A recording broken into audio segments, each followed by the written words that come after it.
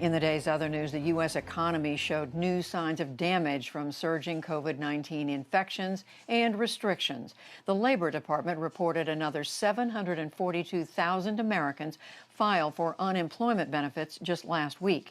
That was up about 30,000, and it marked the first increase in 5 weeks. President Trump is pulling out more stops in his bid to undo President-elect Joe Biden's victory.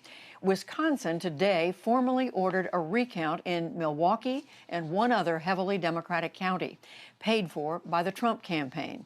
And it was widely reported that Mr. Trump will try to get state lawmakers in states he lost to name new electors. These are the individuals who represent their state in choosing the next president. We'll get details on this after the news summary. Hurricane Iota's death toll has risen to more than 40 across Central America as search teams find more bodies in landslides. The slides were triggered by flooding that overwhelmed whole communities in Honduras and Nicaragua. Rescue efforts are continuing, and the president of Honduras is pledging to help thousands left homeless. We are continuing with humanitarian work. It is crucial that people do not return to their homes. There are still places at risk. In the meantime, we have to attend to our people with hot food in the shelters. Those who are outside of their homes, in shelters, support will be taken there.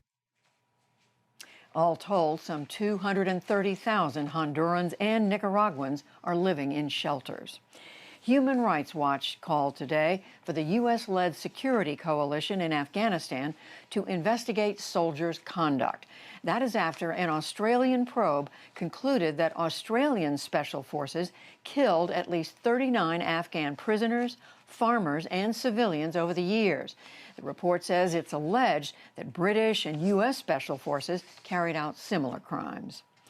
A badly damaged giant space telescope in Puerto Rico is shutting down. The National Science Foundation says that the iconic Arecibo radio telescope is unstable and beyond repair after years of hurricanes, humidity, and earthquakes.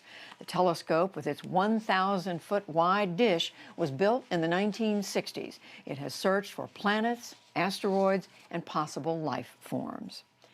Back in this country, Treasury Secretary Steven Mnuchin is ending several emergency lending programs run by the Federal Reserve during the pandemic.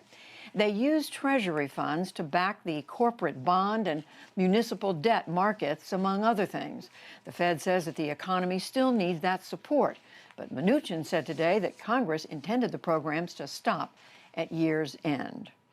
And on Wall Street, stocks managed a modest advance. The Dow Jones Industrial Average gained 44 points to close at 29,483. The Nasdaq rose 103 points, and the S&P 500 added 14. Still to come on the NewsHour, the Trump campaign continues its long-shot legal challenges to the election results.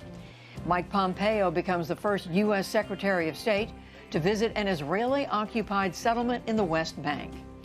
We examine why pollsters often got the numbers wrong in the 2020 election, and much more.